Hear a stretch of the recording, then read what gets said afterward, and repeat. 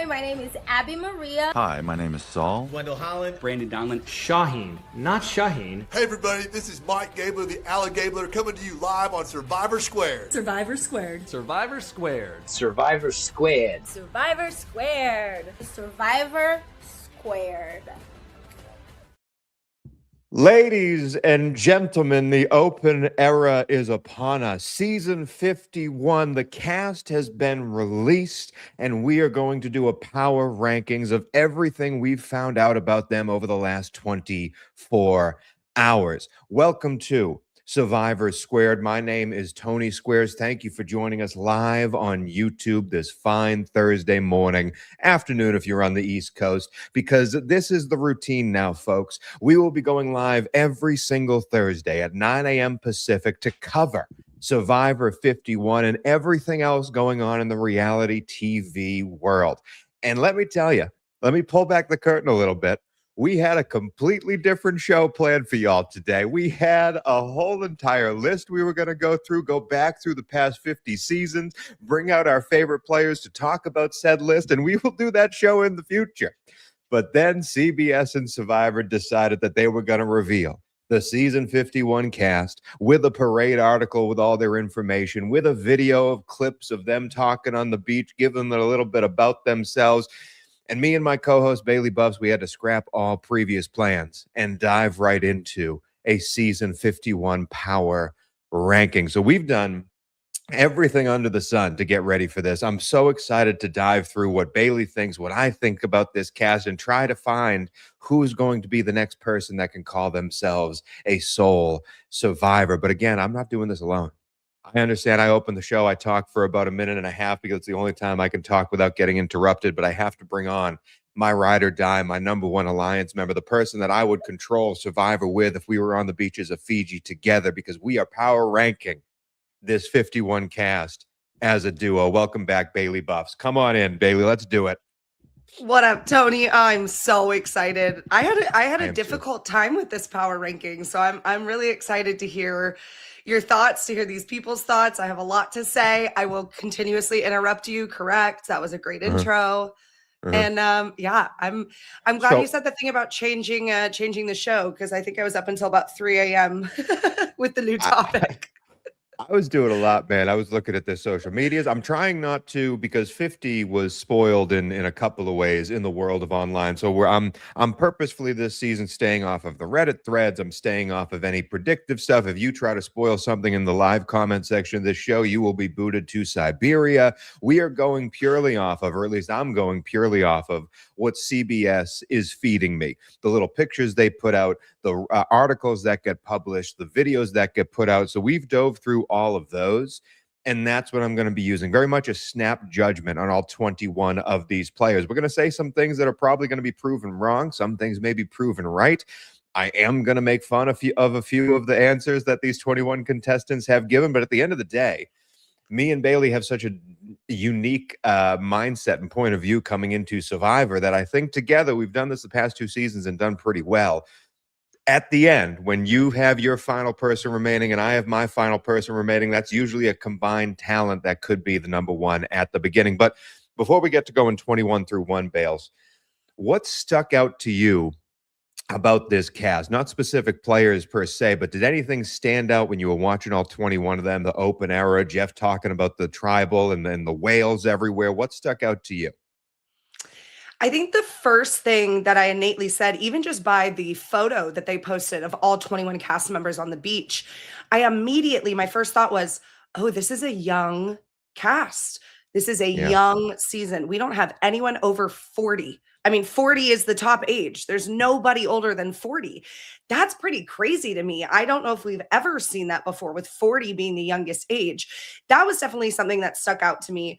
And I also think part of the reason I had a little bit of a difficulty with these power rankings is there's very few people that stand out as A, either scrawny, or B, as massive, behemoth Jonathan type guys. I know we have the one WWE wrestler, but it's a very interesting cast list.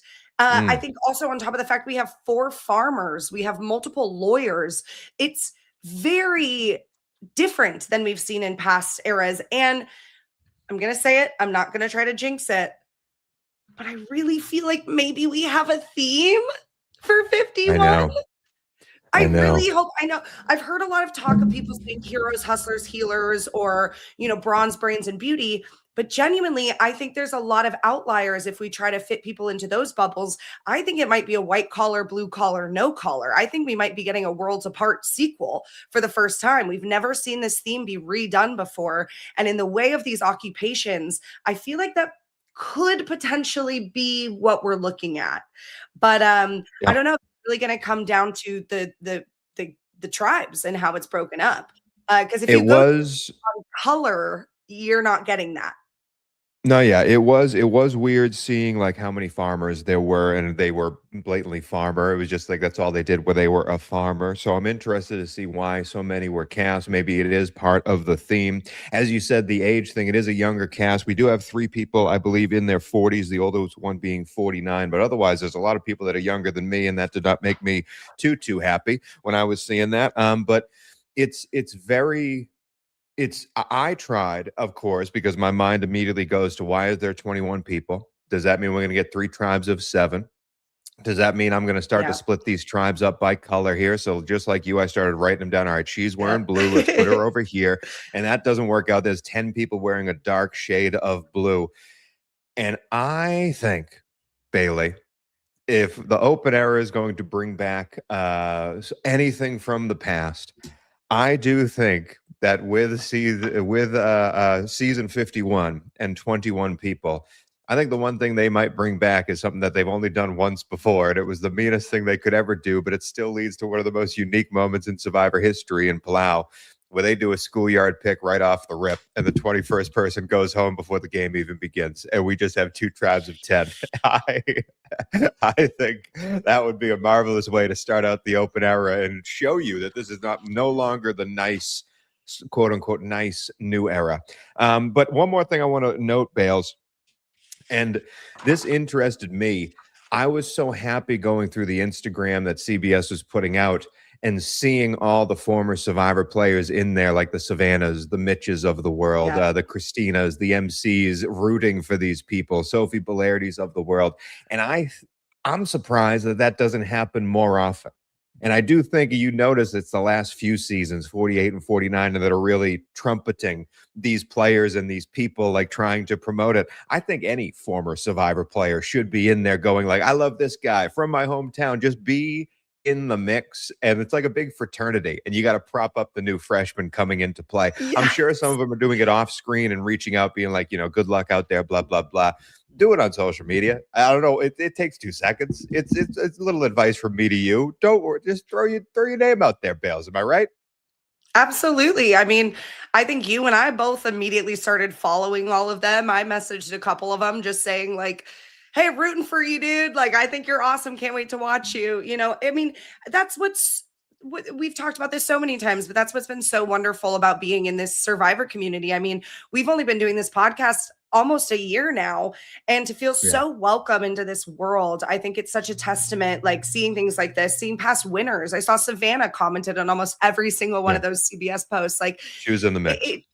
She was in the mix, but just like getting to see that world is it's just so cool. And I think it's just such, again, a testament to what the show is and what it's created, and the viewers that are so diehard about it. Like, it's a very uplifting, supportive community. You don't see a lot of people bashing people that often, and I think that that's really telling, about what they've created here. Yeah. And again, the internet is a tough place, as we see in the Big Brother discourse that's going online right now. For the former Survivor people that have taken a part of it, man, just throw your name out there and throw a little bit of support, because they're all, as we're going to go through these names, they're all supportive of former players. Every one of them has seen a Survivor season and has said, like, I want to be the next blank, or this guy, or that guy, or this girl. And I was also surprised how many people were mentioning season 48 players like Joe and Kyle and Camilla that stuck out to them. And it shows you that a few years removed, 48, not a lot of people liked 48 as it was happening. And yet those players, archetypes, and characters made homes in a lot of minds out there of fans. So without any further ado, Bales, We're going to go one at a time. We each have our own individual list, 1 through 21, but we're going to combine this together. So when you give out a name, you could say this person's coming in dead last, and that could be my champion. But on our combined list, that's where they're going, is where we place them initially. So let me throw you over here, because we have to get ready for our people to be revealed. Because Bailey, you are starting us off, and you are giving out the first boot in the Survivor 51 Power Rankings. 21 players. Who, Bailey, comes in 21st? This breaks my heart to say, because I honestly feel like this person has great energy. I think has a very positive outlook on things. But unfortunately, I don't know if he is going to add much athletically. And I just feel like he might get on some people's nerves. Number 21, I'm going with Christian. I think, yep. I think his little Jeremiah laugh, I think his need to want to bring on little brother energy.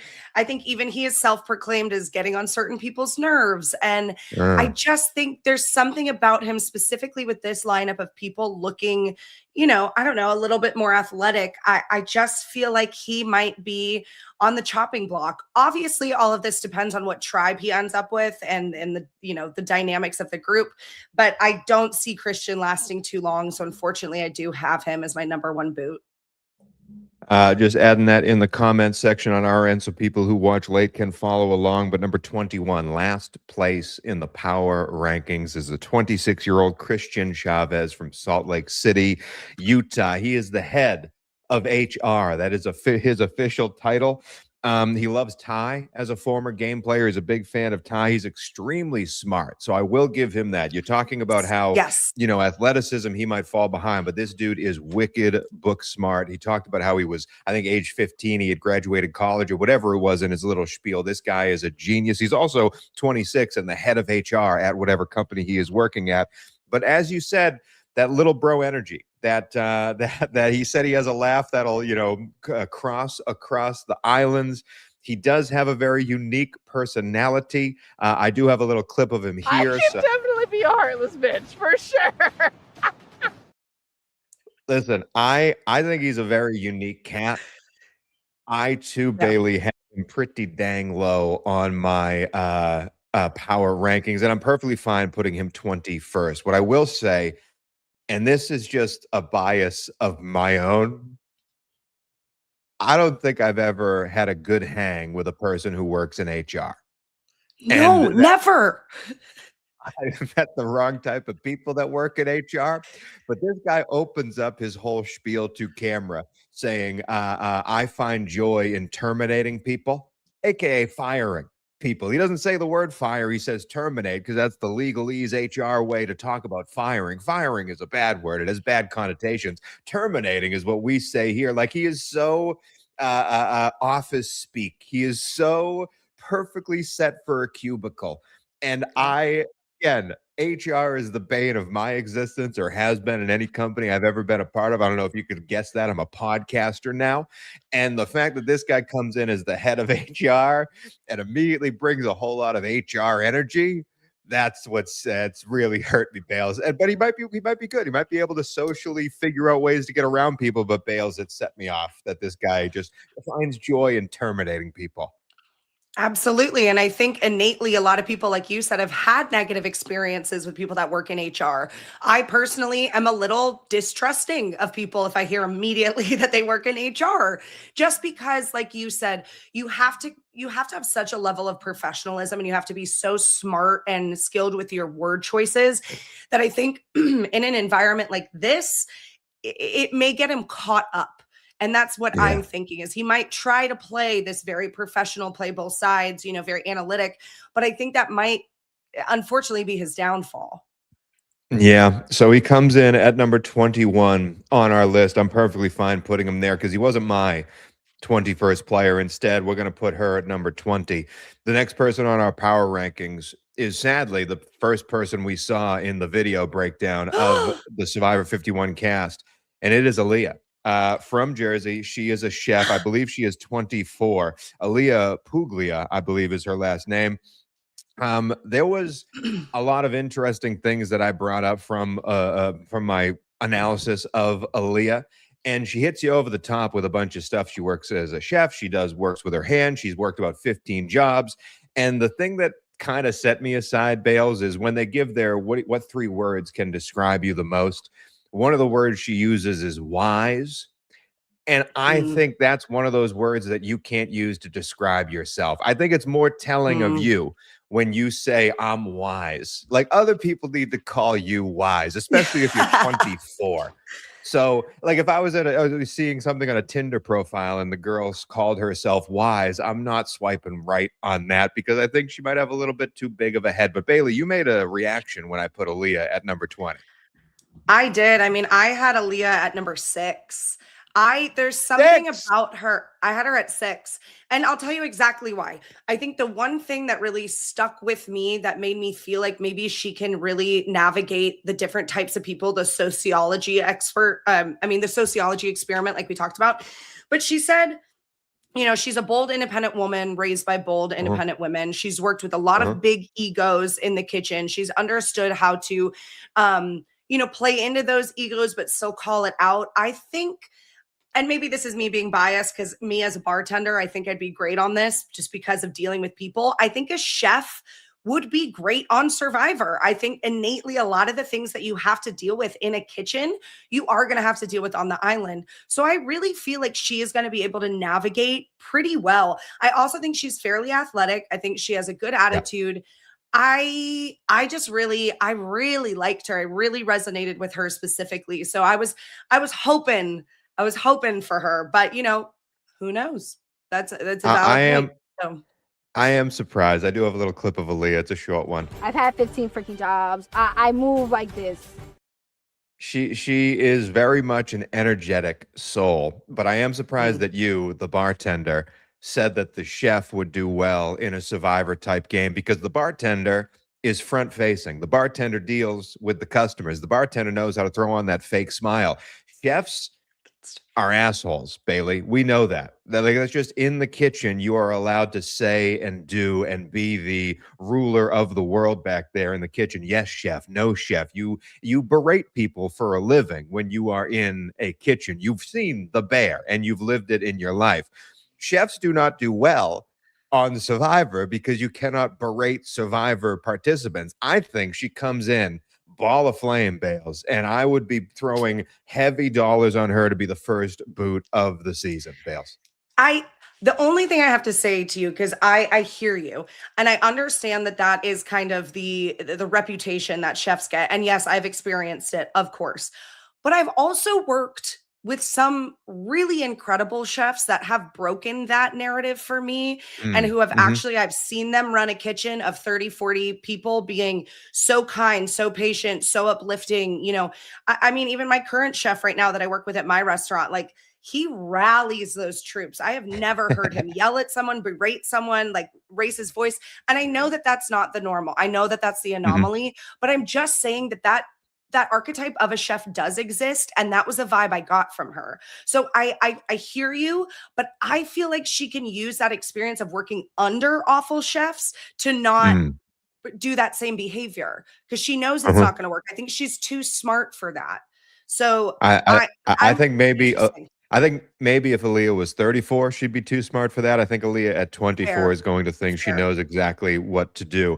We do have some comments about Aaliyah. Daryl agrees with me, not saying I'm only picking comments that agree with me, Bailey, but Daryl does agree with me, saying I think she plays too hard and leaves early. As always, if you're watching this live on YouTube, jump into that comment section. Help us make this interactive. Bailey wants to hear some people agree with her as well. And also, if you're watching this later on a Spotify or an Apple Music, Apple Podcast, or if you're watching this on YouTube, Thursday at 9 a.m., every Thursday, 9 a.m. Pacific, we'll be breaking down Survivor 51. This is just the beginning. But Bailey, you are up. We have Christian at 21, Aaliyah at number 20, who is your number 6 participant. Who do you have coming in 19th on our list? Okay, this person I have specifically chose him because of one phrase that he said in his interview on the island. Oh no. And it really was the fact that he's coming into this with abandonment and rejection wounds, and he's not going to know how to handle it. Eric, I'm sorry, Bubba. I'm so sorry. He's a theater kid. He's a punk rocker. I love his vibe. This boy is going to self-destruct. I just don't think, by your reaction, I feel like you have him ranked so high. No, keep going. Keep going. I listen, you're absolutely right. Community theater kid from Rhode Island, works in the mental health field now. He also said he hates machismo, and there is a lot of machismo in this particular cast. And he's a big open book, which I circled as well. And sometimes that's bad in Survivor. Sometimes that's good in Survivor. I will say this. I read the Parade article before I watched the video, and I liked Eric a lot more in the article than I did after the video. That's why I was trying to get all of my information in a row here. I didn't have Eric too high. I had him 13th, but you think he's a goner. I do. And opposite of you, I watched all the videos first before reading the Parade article. So I think I kind of love that we did that differently, because you are going to get a different sense of someone. I mean, I am such an energetic person. I go off vibes a lot. And this guy has great vibes. He really does. I just thought, you know, so many people in their interviews were talking about how I'm here to win. I'm a diehard player. I'm cutthroat. I'm ruthless. And he's over here sitting like, my daddy didn't love me. Like, don't you dare. That's not fair. Don't you That's not dare. fair. I would say the same thing. Don't get me wrong. But there was something about it that everyone else seemed so focused. And I felt this way with Christian too. It felt a little bit more like, I'm just here for the good times. And don't get me wrong, that can take you very far in this game too. But I think just in terms of competitiveness from the other people, I just don't see Eric lasting too long. I have him in the middle, but I see what you're saying. This is the ultimate game of lying and deceit, and I'm someone with abandonment and rejection wounds. I'm throwing myself in with the shark. Of course, that's the clip I got, Bales. It's the one clip that set you off. It's Kismet. I will say, in the Parade article and in that video, he does want to call this season 50 fun, and he went down a few notches in my book because of that. I'm not a pun guy. Eric is clearly a pun guy. And he did say in the Parade article, though, that he was a swimmer, like a competitive swimmer up until his last year of college, and he still does Muay Thai today. So he does have that physical element. He's extremely tall, lanky, could be very good at some of these challenges as they get going. I again am trying to put these guys in tribes based on what they're wearing. He's clearly wearing red. Another handful of people who look to be extremely physical are also wearing red, but you'd never know. That's why I have him up at 13. But yeah, him being so open about his openness does scare me, because that could be an absolute tool, but it also could be a deterrent. And I'm a little bit worried. Daryl says that Eric looks a bit like Tony Squares. I think that's just because we're all Italian, but I'm fine looking like Eric. He's a very handsome man who happened to marry a very beautiful Italian sweetheart that he talks about. Gorgeous. So, you know, Eric knows what he's doing. But anything more you want to say on Eric for putting him 19th, Bales? Nah, I think that's about it. I'm hoping to be happily surprised, because again, I think he's a cool person. And like you said, I hope his openness and his willingness to be vulnerable with people is an asset to him and is not a deterrent. So we'll see.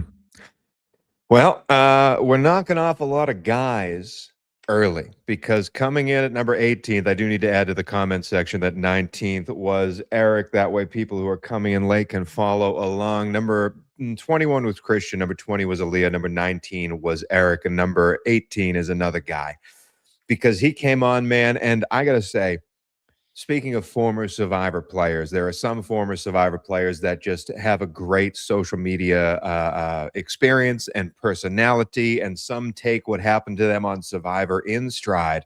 And Brandon Donlin is one of our favorites on this show. He's been on this show and immediately came out and said that this, he put a picture of this dude from Survivor 51 and said, happy to be back on Survivor for my second go around. Excited to come back to the show. Coming in at number 18 is Mr. Kilby himself, self-described puzzle master.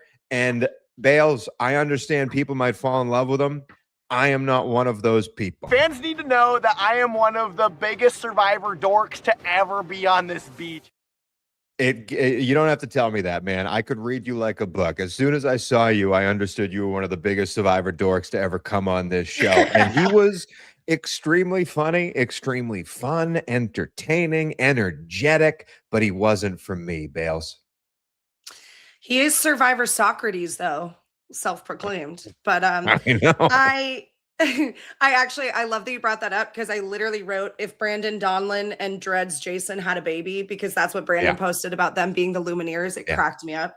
Yeah, I mean, don't get me wrong, I love the guy. He's hilarious. I like his energy, but I had him at 16. So I'm right there with you. I think on the off chance that very early on he gets to show his puzzle abilities, and for whatever reason it's that impressive, maybe they'll keep him around.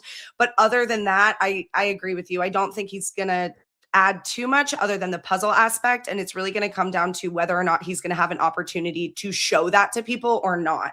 So I hear you. That's sad, but I agree with you, unfortunately. He is 30 years old, a game designer from Ontario, met a lot of his friends, including his current girlfriend, playing in those online role-playing Survivor games, which, as we've gotten deeper into the Survivor world, Bailey, we open up that world even more, and there's a lot of really fun. There's a lot of players on Survivor and other reality shows that play in those regularly, that it's almost like preseason training, like college before you get to the big leagues.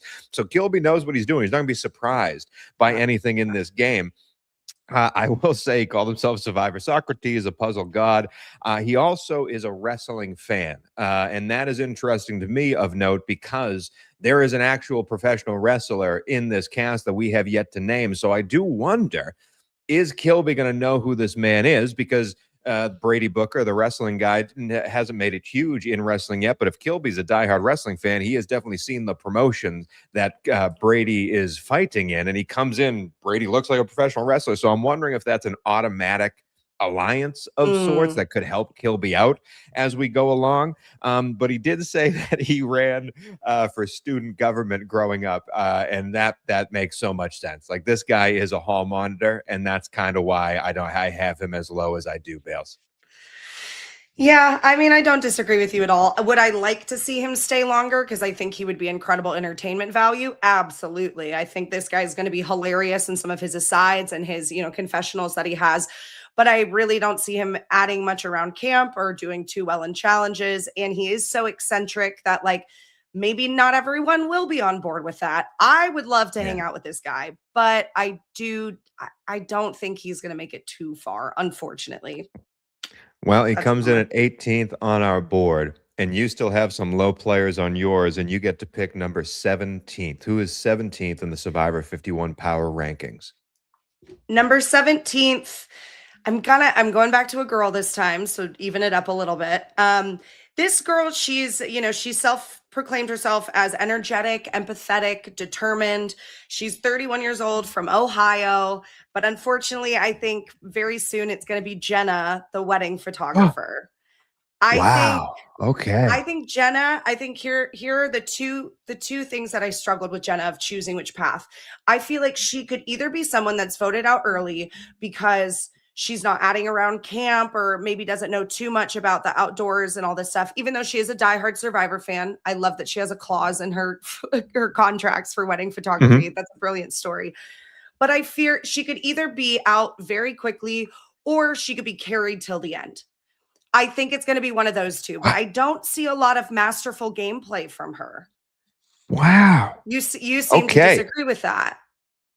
This is the first person we've said on the list that is in my top 10. I don't have her extremely high. I do have her 8th. I think Jenna is perfectly made for the new era of Survivor.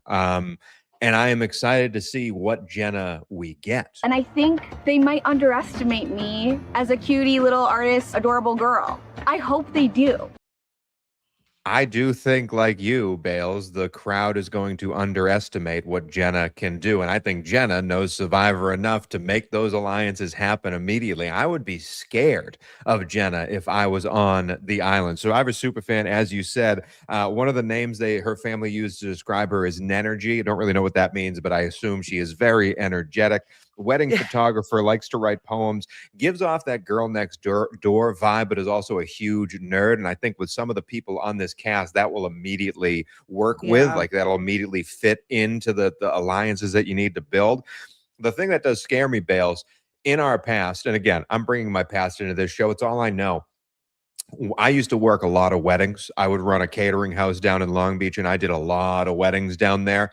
And on the top 5 list of people you want to avoid at weddings, one of them is the bride. Nothing against the bride. It's just the bride usually needs to have things a certain way. The other one's the bride's mom, also needs to have things a certain way. One of them is the wedding photographer. The wedding photographer might be the worst worker at a wedding ever. Not that they don't do a good job. It's that they need things exactly the way that they need them. And they are constantly in the way of an itinerary of things that need to happen. So wedding photographers, though, are extremely, pushy. They get their stuff done. They get great photos. So she's not going to let anyone stand in her way of winning this game. I think a wedding photographer, as much as I don't want to work with them at a wedding, might be perfect for the world of Survivor, Bailey.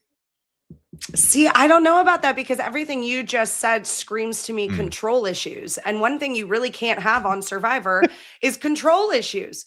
I mean, as someone who has control issues, you have to relinquish that, and you have to be a little bit go with the flow at times, and you have to bite your tongue and be okay with things not being perfect or not fully going your way. So exactly the reason you just said why you're maybe looking out for her, that was part of the reason why I immediately was like, I don't think she's going to last long, because I think she's going to have certain expectations and certain ways she's going to want her tribe to work. And then if that doesn't happen, we might get conflict or tension immediately. And I don't think she's as sweet and just dainty, silly little girl. I think she does have some grit behind her, but I think that that's going to be either, I think that could be her downfall, honestly, is her occupation and what she's used to being able to control versus now what she's going to have to relinquish.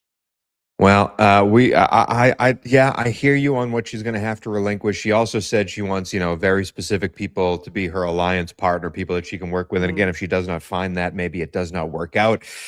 I just see her being more malleable and flexible in the social game. But it could come in as one of those super fans that wants to see the game play a specific way. And if it doesn't go that way, then it all ruins her plan. Absolutely.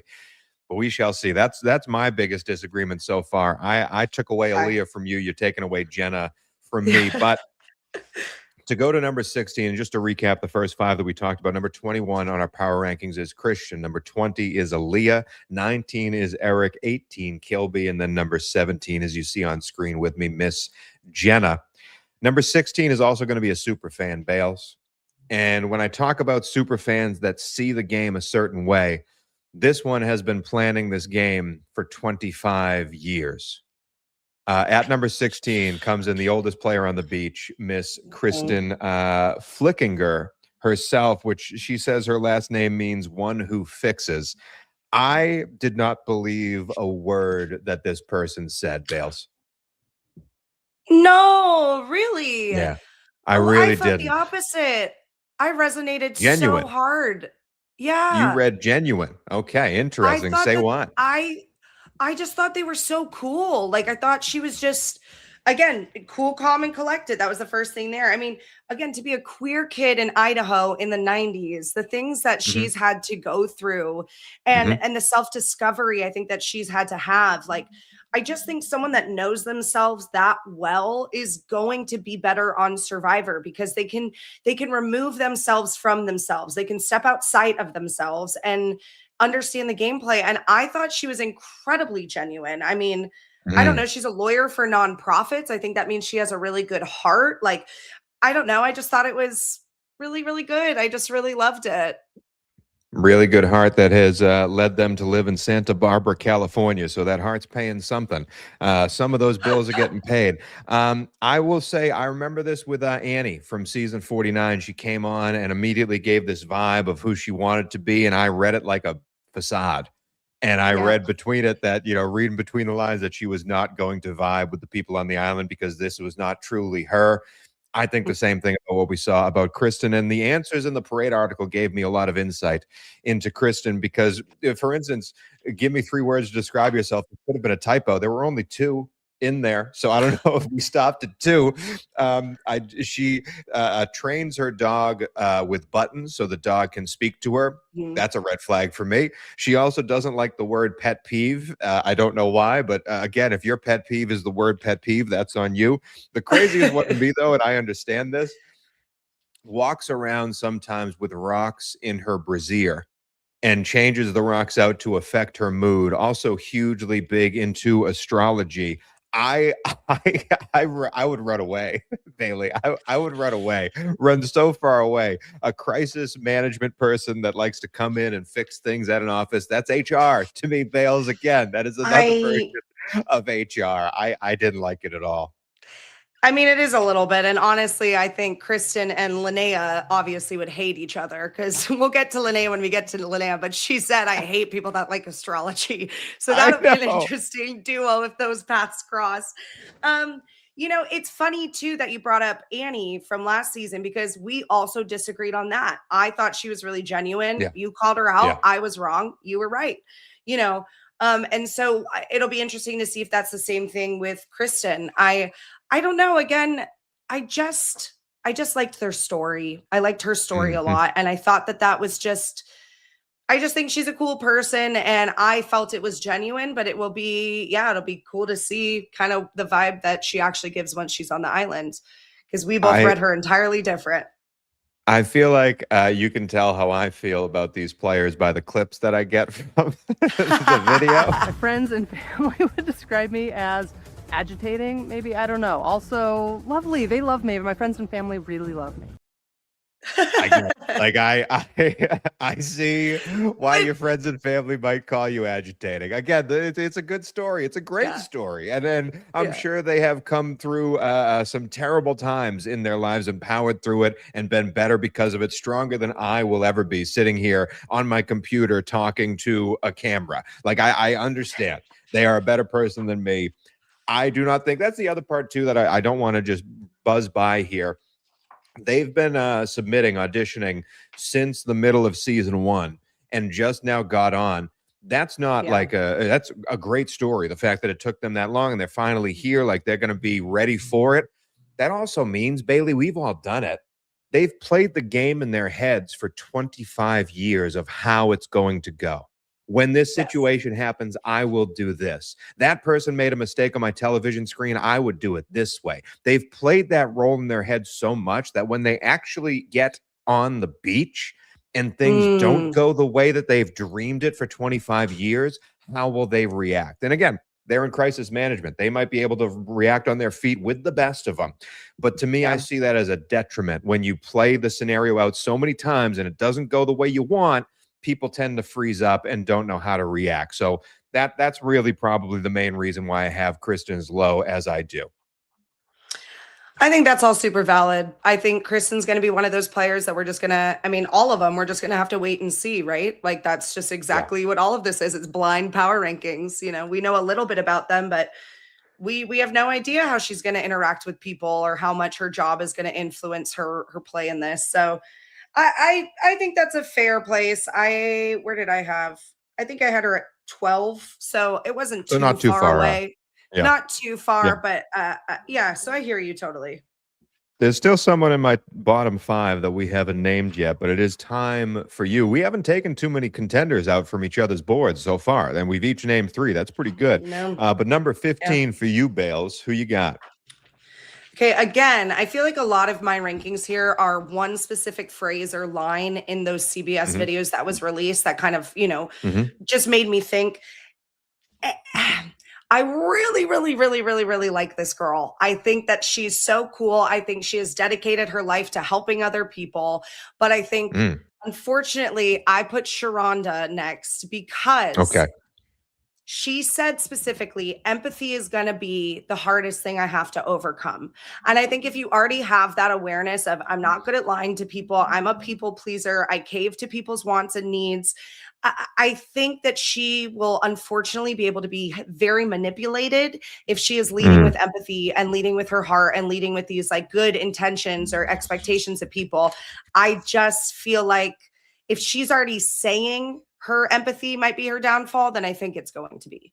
And so that's where I put yeah. her. Yes, she's an OBGYN, which I think is incredible. You know, moved to Haiti to save people, became a doctor to save people, has always put her husband, her career, everything in front of her. And so for her, I think this is a little bit more of an experience of finding herself than it is necessarily a cutthroat gameplay mindset. Me always hiding behind whether it's my profession, my husband, my family, I think that's going to go away and I'm going to really see who I am. Bailey, I'm right there with you. I am right there with you. And you said exactly what I had written down. Sharonda is the last person in my bottom 5. We totally agree on where Sharonda is going to finish. And this is nothing against Sharonda. Again, OBGYN, 34 years old. Used to play in the orchestra, plays an instrument, which I have huge, like if they say they've played an instrument before, especially one as hard as like the violin, that's an up in my book because of how much dexterity you need to do all that. Sharonda's really cool, but anyone that comes on Survivor to find themselves doesn't win Survivor. At least that's my opinion. Like, think of the past few winners of Survivor, the newbie seasons, the Savannahs of the world, the Rachel Lamonts, Kyle, like all of these people came Kenzie. on knowing who they were. Like Dee knew who she was and knew how to play to her particular strengths to get ahead in the game. Jam the same way. Like Sharonda coming on to finally do something for herself is awesome. And I hope she does do that thing for herself. But if you come on and you don't know who you are as a person, especially in your mid-30s, you might struggle and might find some stuff about yourself that you don't enjoy. Like, this is going to rip away all the perceived notions of who you are the longer you last in this show. And it's going to be really hard for anyone to come out on top. And I think you need to, you know, it's the old phrase, you won't be able to find love until you love yourself. Sharonda, I don't think you're going to be able to win Survivor until you know who is inside. And maybe this answers her question of who's inside. But I don't think that's the mindset you need to have to win this show. But maybe I'm wrong, Bailey. Yeah, I mean, who knows? But I think we agree very much on the same page of this. And especially with so many people that are talking about in their interviews how they've trained their lives for this. Like, I mean, you think about Savannah and Dee, they were doing specific workouts in the gym for Survivor. Like, there have been people that have been camping for years and preparing for this for years. So I just think on that type of scale, if those are the other tribe mates, like, you're just not going to be up to par. No. I hope she has a wonderful time. I hope she has a lot of great self-discovery. I think she's a cool person. I think she seems obviously like an incredible, lovely, nice, empathetic human being. So I hope she proves us wrong, but we'll see. I hope so too. I hope so too. I also hope the next person on our list coming in at 14 proves me wrong, but I would put so much down that she does not. Because 14th coming in for me, talking about a phrase that sticks out. I'm throwing another girl on the we're getting rid of the girls fast. This is bad, Bailey. This is bad, Bailey. Maybe Survivor did this on purpose. Maybe they were sick of having girls run away with Survivor titles. They want to juice this lineup so one of the men stands out. Because coming in at 14th is Anna. That was my next one. That's okay. So we fully agree on Anna. Yep. Anna seems super awesome. Like, Anna seems like a ball of fun. She's from Toronto, a voice actress. The 3 words she used to describe herself are goofy, ambitious, and chaotic. I have 2 notes on that. One, I think 8 of the 21 people used chaotic as a word to describe themselves. I think we can retire chaotic from the words used to describe you. Not everyone can be chaotic. It defeats the purpose of chaotic. But if I came across a Tinder profile and I saw goofy, ambitious, and chaotic, I'm probably swiping left. And then again, she's not trying to impress me, but just off the rip, I'm like, I don't know if this one works. Before you give me what you feel about Anna, let me play the very funny clip from that. I'm gonna play a little deviously, and no one's gonna see it coming because I'm cutesy. She calls herself cutesy, Bales. I couldn't do it. She wasn't the only one. There were a couple of these ladies saying, I think Jenna was also one of them. Like, I'm cute, I'm cutesy, I'm gonna hide behind that demeanor. Yeah, I mean, would I love to be friends with Anna? 100%. She voiced Strawberry Shortcake. She's the voice of Strawberry Shortcake. And in My Little Pony, she was on The Boys. Like, this girl has a resume, dude. Like, she's impressive. You know, she's so impressive what she does. I think she's so cool. But in terms of that life skill, being a survivor, like I just think she's there to have a good time and be cutesy. I put her in the same realm as you. I don't know if she's there to have a good time. I think she is there to play, because she does say in her write-ups that she likes Ricard and wants to play like Ricard, which made me leap into the air. I think Shannon and Ricard are two of the most underrated players in Survivor history. So she knows the devious side of things. And she also, we'll pour one out for our good buddy Jonathan Shoss. I wrote this down. Anna hates transition lenses. And so, John, I'm sorry you do not have a chance with the lovely Anna. But the one thing that stuck out to me is she says she is an actor, so that has given her thick skin throughout the years. Bailey, I don't know. I mean, we know a lot of actors. That's what we came out to be. If an actor says they have thick skin, I think that's an opposite answer. I think that's someone telling themselves, I have thick skin. No, I've heard no so many times in audition rooms, and I've powered through it. I get that. I've lived it too. I don't think that gives you thick skin. I think it's the same thing as Aaliyah calling herself wise. If you say you have thick skin, you'll be the first person to cry on the beaches of Fiji. Am I wrong in that, Bales? No, I completely agree. Not to make it personal, but I think in a earlier time of my life where I actually didn't have thick skin, I would tell people all the time I had thick skin because I wanted to come off that way. Now, as someone later in life who's lived more experiences, I would never describe myself that way. Yet I have other people saying that about me constantly at my job, But I agree with you. I think there are certain terms, and it's really funny when you say that. And I think that's what's so important about picking those 3 words to describe yourself so carefully, because there are certain words that immediately are going to turn people off, like wise, thick-skinned, wise, what do people say? An old soul. I think sometimes people get very turned off by. Like, there's just certain things that if you describe yourself as that, people are going to be like, you don't get to say that. Other people have to tell you that.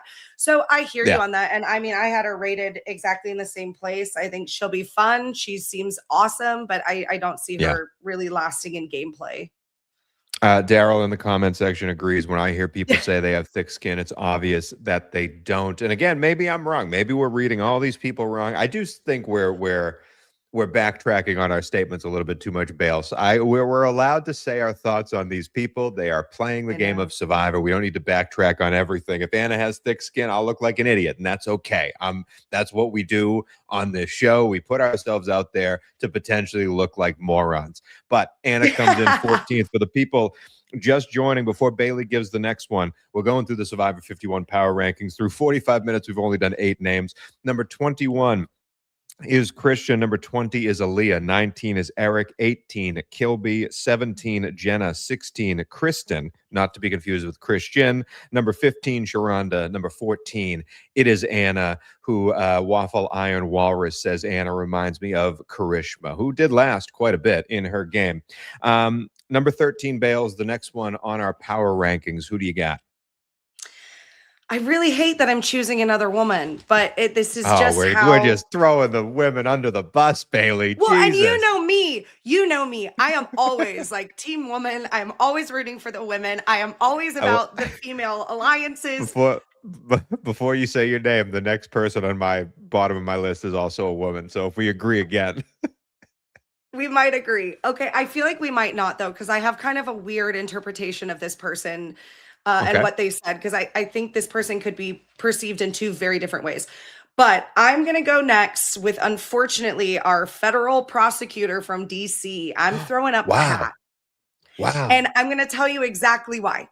And this is one I sat with for a second because I could see it going one of 2 ways. She's cutthroat, obviously. She prosecuted Navy crimes. She's the first female in her family to go to enlist into the military.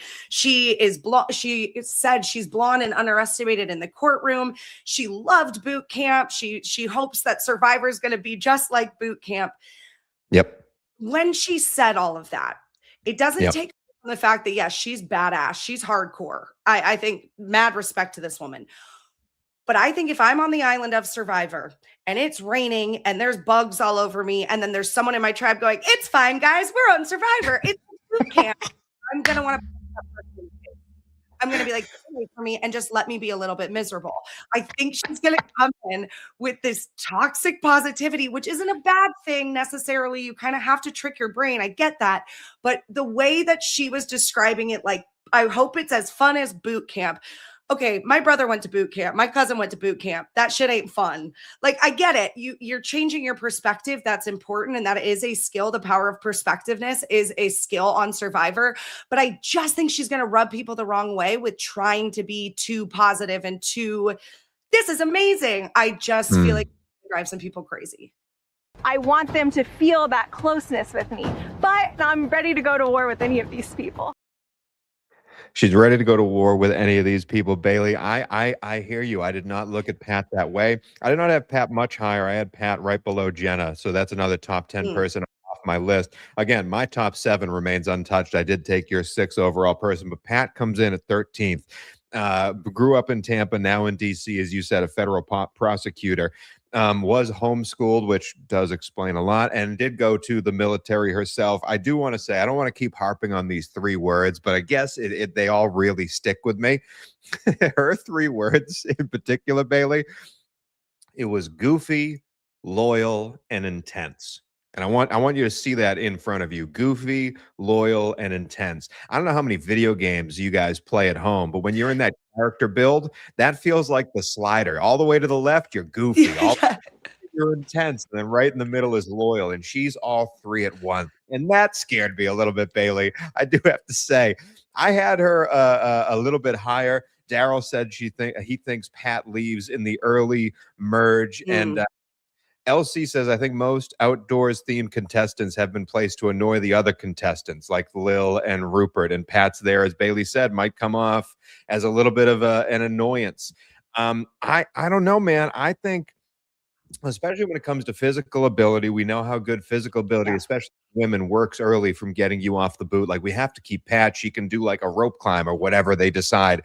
And I do think if you allow Pat to stay in there, I think she is nice enough, approachable enough, obviously gorgeous, to get a couple of people on her side and be fitting in to those alliances. But I mean, we have her off 13th, so that's right around where the merge would happen. So we do have her lasting a little bit. But you think there's no chance in hell that Pat can go and win this thing? If I put myself in the shoes of being on this season of Survivor, I do think Pat is someone I could potentially butt heads with.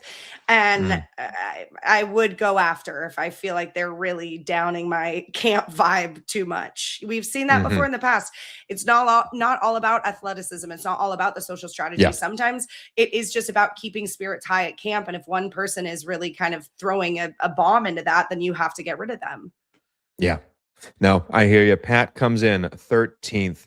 I'll add that to the comment section in a second, but it is my turn to do the next person. I know I said I had a girl next to my power rankings. We're going to save her for another one. I want to see if Bailey puts up another girl. Instead, we're going to go with someone that I had tied with her right next to it. And this one hurts because there's a potential chance, Bailey, that I know him, or at least I know someone who knows him. So there's a potential chance that like this could be someone that if we befriended and were really nice to, could be a regular contributor to. He could win the whole thing. Who knows? It could be a regular contributor to this show. No one show him that we're putting him 12th in our power rankings. But it is the actor from Los Angeles, Mr. Devin himself. Grew up in Texas, is now an LA actor. I wrote down after all my notes, he loves himself. He describes himself as charming.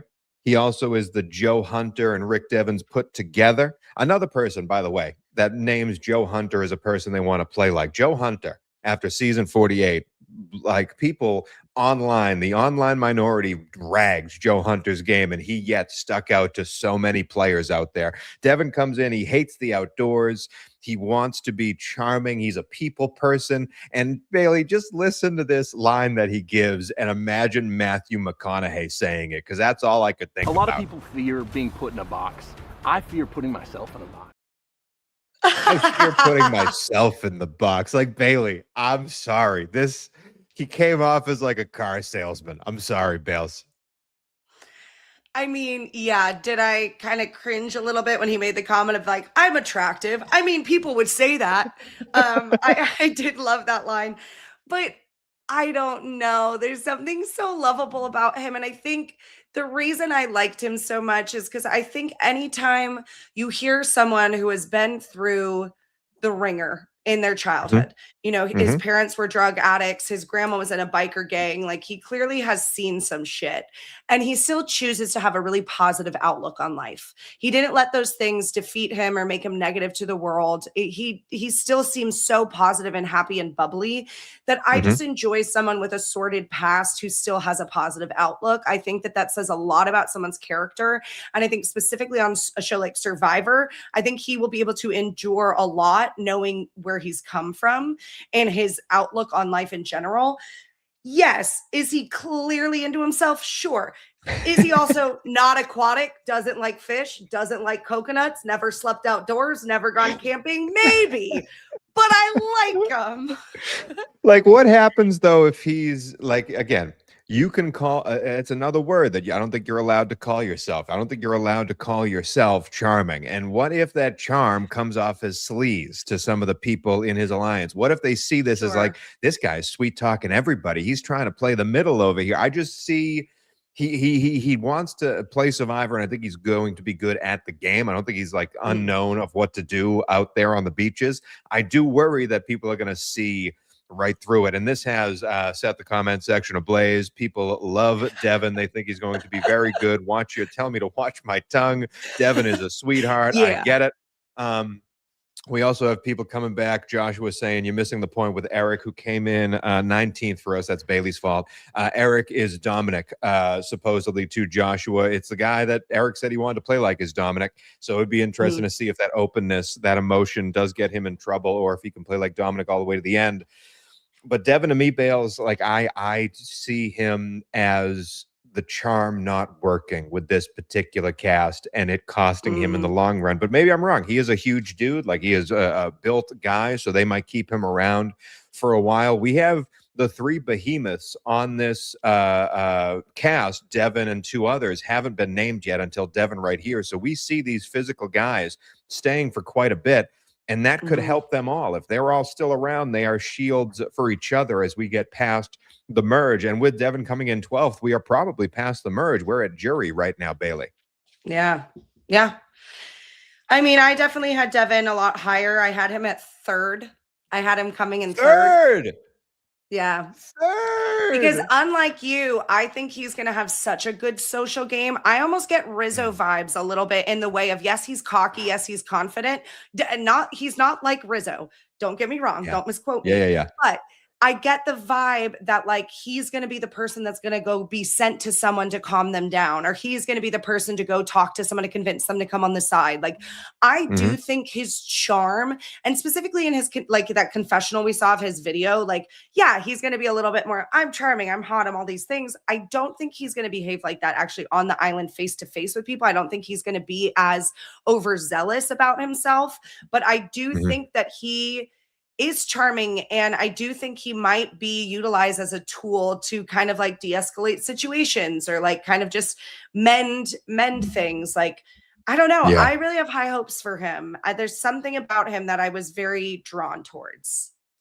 Well, let's see if it continues. I'm sorry to take out your 3rd person. I still have my top 7 available, Bailey, and we are at number 11 right now. So who do you have coming in 11th? Okay. So number 11, I was kind of back and forth between, because now I'm kind of looking at 2 different people because I can't figure out. Okay, I'm going to go. Don't do 2 different people. If it's a girl, do it number 11, Bailey. Come on. It's not. I'm going with my original. Okay, so I think it goes off the back of Devin a little bit too, because when I watched this video, for me, I thought this guy was really cocky and really into himself, and might be. And also another person that used chaotic to describe himself. I am going to put Lewis next in line, our Irish farmer who also lives in a school bus, who spoke Spanish and moved to Puerto Rico with his girlfriend. This guy's got an interesting whole vibe. Like, his whole story is fascinating, truly. He describes himself as chaotic, mischievous, sneaky. He craves chaos. Is that good or bad? I'm not sure. He said he's going to use his accent to charm people. He loves drama. I mean, all these things which is why I didn't think he'd be out immediately, because I think he is the type of chaos goblin that might be helpful to some people's game. But I think around this time, especially in the merge, I think people are going to be over it. And I think they're going to try to want to get him out, because I do think I could see him like throwing rice into the fire. I could see him like stealing people's shoes. Like I could see him really doing chaos just to make chaos. And so I don't think that's going to get him far, but I think it'll get him far enough just about to this level. It is so funny that you said Devin gives you Rizzo vibes. I wrote Rizzo next to Lewis's name, not because I believe he'll play like Rizzo, but I truly believe, Bailey, this being genuinely one of the prettiest faces they've ever put on Survivor. I think this guy blows up like Rizzo. I think this guy is the star of season 51. I'm a lunatic. I crave just chaos. This is a once in a lifetime opportunity. I don't want to waste this. I don't think he will waste this once in a lifetime opportunity, Bailey. He's 28 years old, as you said, from Dublin originally, now living in Puerto Rico. A self-taught farmer living in a school bus. That's odd. That's odd. I'm just going to say it. That's odd.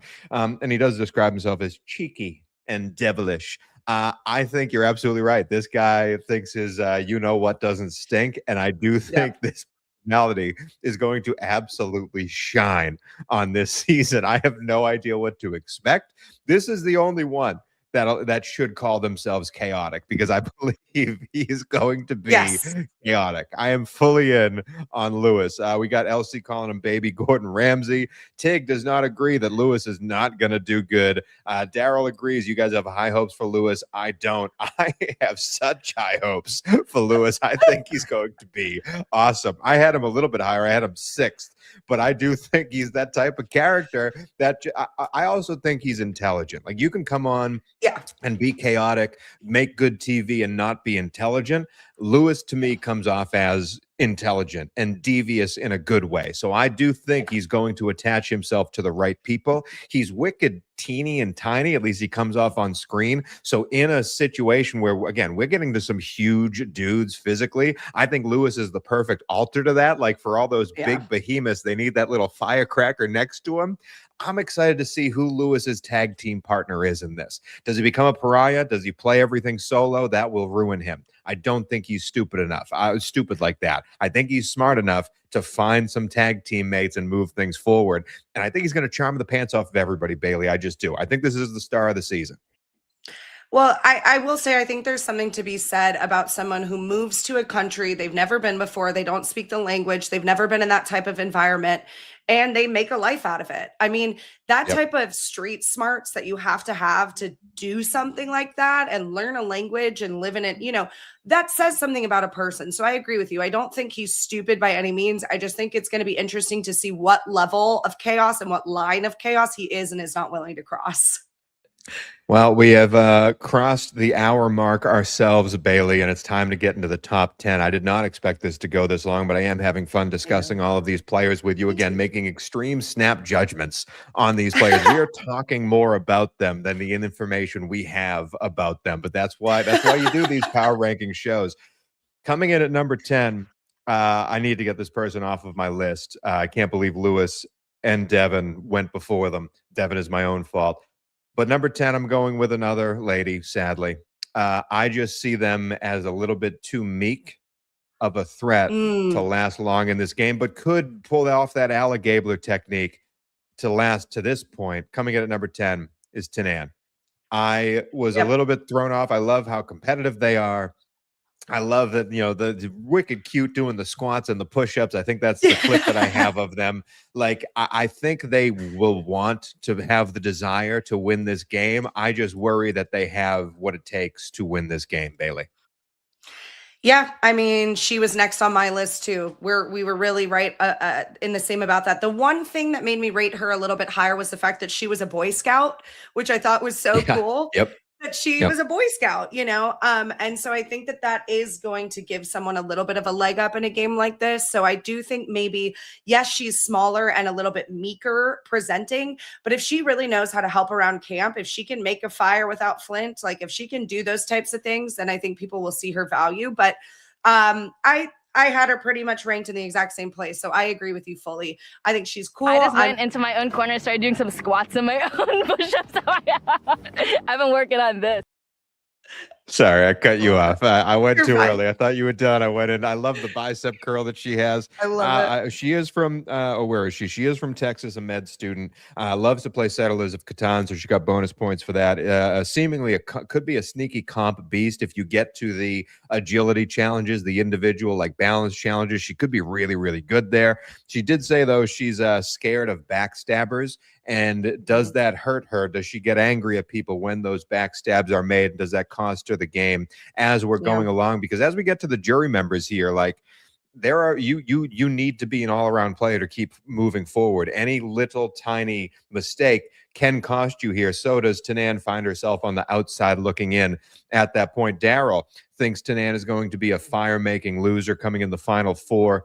And I'm interested to see where Tanan ends up. But again, we both have top 10 ability, which is a great finish here. Bailey, who is your number 9 player as we get to the final groupings here? All right. I think this is a perfect place for him to go out, honestly, because I think he's going to be such a challenge beast that after the merge, people are going to have to try to make a move for him.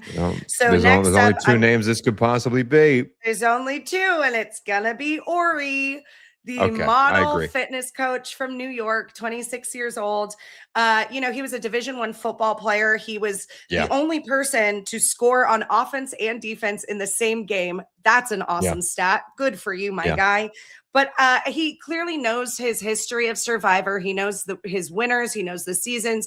He also is acknowledging, that he says he does. He says he does. He also says, I could name you seasons 1 through 40, and there have been 40. 50 seasons, but keep going. Okay, but to be fair, Keep going. seasons 41 through 50 are 41, 42, 43, 44. I think that's what he meant by that. Of course, anyone can name those seasons. I think what he was saying is I can 1 through 40 give you all the themes and the locations, whatever. Anyway, I think that he is going to be a wonderful addition to this cast list. I think he's really going to try to align with the females first. He said that like the past couple eras, the past couple seasons of Survivor have been female dominant. So he said, I'm going to try to align with some really strong females. I think that'll be cool to see him do that, to see if he can, finagle his way with a great alliance or a great voting block or whatever. But I don't think Ori's going to make it into the final 3 or even the final 5. It's very hard for men of his stature to make it into the top. We've seen that. Jonathan and Joe were kind of the exception last year. But I think this will probably be around the place that we say goodbye to him. Controlled aggression, controlled moves, controlled smarts, controlled competitiveness. I'm in game mode. I'm locked in. I think, as he says in that write-up or in that video, he's going to come in wanting to play the game extremely hard. And will that cost him early? If it does not, he is 6'3", 230-something pounds, a personal trainer, an absolute behemoth of an athlete. And he calls himself an anomaly and a hustler, which gave him minus points in my book. However, I think like you, I think he knows what he's doing, and I think he can be strategic when he needs to be and can see through the lines here. I think there's a real good chance he lasts for a while. And Bailey, I just want to bring this up because we don't know how this story goes. We don't know how this season goes. But in the past 2 seasons in particular, or I should say 48 and 50, and 48 again seems to be on a lot of these players' minds if you read through their write-ups. Both in 48 and a little bit in 50, as we got past the merge, there were players on there, the Davids of the world, the Joes of the world. Kyle agreed to it, even though he was being devious about it. They all looked around and said, usually the challenge beasts, the big buff guys get taken out here. What if we all just joined hands and brought each other together, and then at the end, best man wins?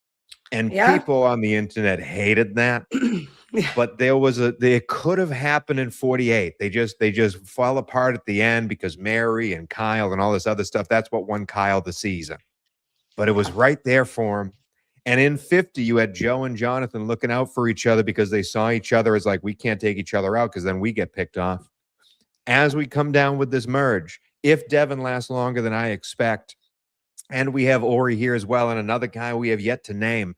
Could they all look at each other and say, hey, boys, we got to protect each other and bring the big boys to the end? Could that be a possibility for a finish here? Because I think this cast opens it up, Bailey. Yeah.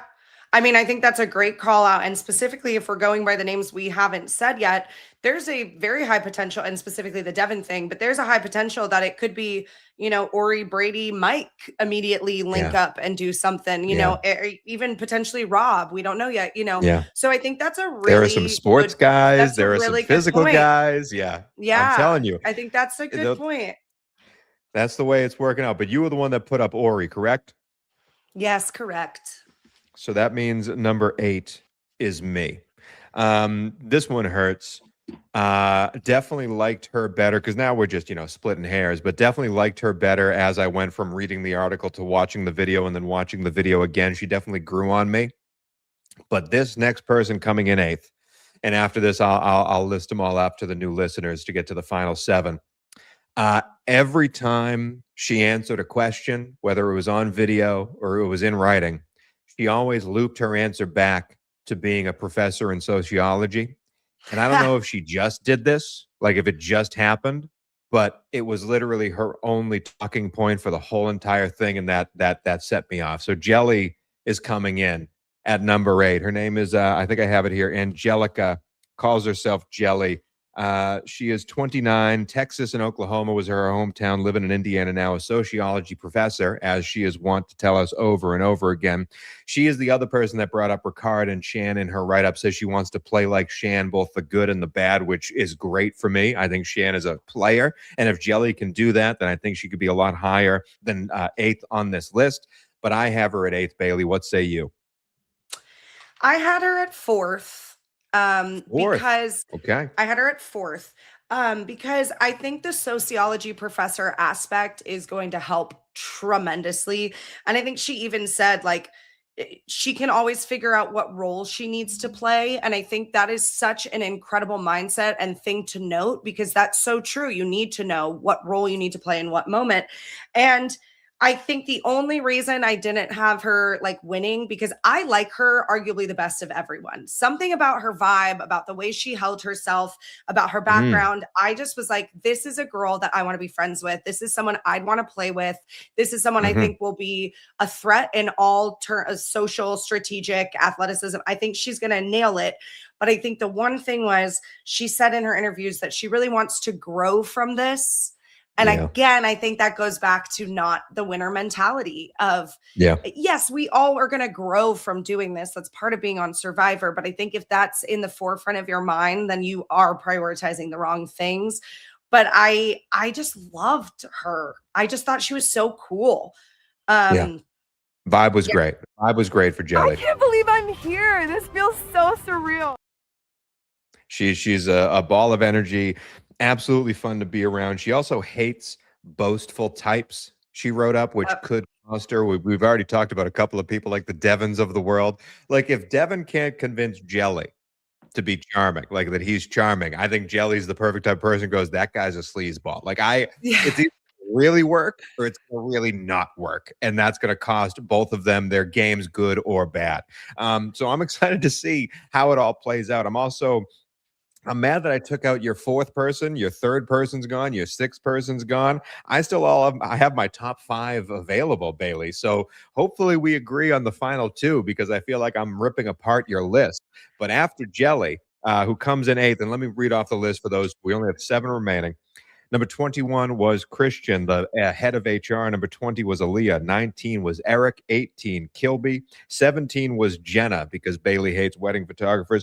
Number 16 was Kristen. 15 was Sharonda. 14 was Anna, the voice actress. 13 was Pat from the military. 12 was Devin, the actor. 11 was Lewis, the Irish lad.